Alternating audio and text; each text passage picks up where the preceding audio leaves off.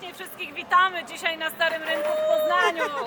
Brawo dla wszystkich obecnych tutaj. W ten sposób inaugurujemy akcję Kilometry Caritas. I tak, każda złotówka dla domu dziecka, dodam w Lesznie dachówka, ponieważ ta akcja polega na zgromadzeniu metrów ze złotówek. Na jeden metr to tylko albo i aż 44 złotówki. Pozdrawiamy Lublin, który zainicjował tę akcję Kilometry Caritas, Kilometry Miłości.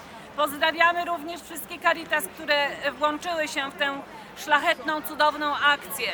Ten szczególny rok jubileuszu Chrztu Polski, rok miłosierdzia, rok związany z przyjazdem naszego papieża Franciszka na Światowe Dni Młodzieży do Krakowa jest dla nas szczególnie znaczący, bo właśnie w tym roku dołączamy do akcji. Chcemy wspierać, chcemy pomagać, chcemy, żebyście wszyscy Państwo, szkoły, przedszkola, uczelnie, zakłady, firmy, wolontariusze, parafie włączyli się do tej akcji, żebyśmy jak najwięcej metrów ze złotówek uzbierali i podliczenie tego przedsięwzięcia będzie miało miejsce 29 maja na placu przed katedrą. Wtedy to będziemy zliczać, czy uda nam się w następnych latach pobić rekord Guinnessa.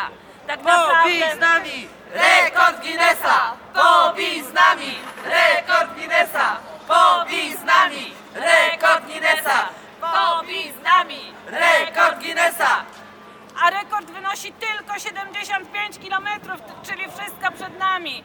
Mamy nadzieję, że Poznań i całe województwo, cała archidiecezja dołączy, abyśmy pokazali w Polsce, że potrafimy wspierać, potrafimy działać, potrafimy właśnie czynić dobro dla dzieci w domu dziecka, ale nie tylko w domu dziecka, bo przecież Caritas archidiecezji wspiera wiele dzieł dla wszystkich dzieci, jak i osób potrzebujących wsparcia. Rekord Guinnessa! Rekordem miłości! Rekord Guinnessa! Rekordem miłości! Rekord Guinnessa! Rekordem miłości! Rekord Guinnessa! Rekordem miłości!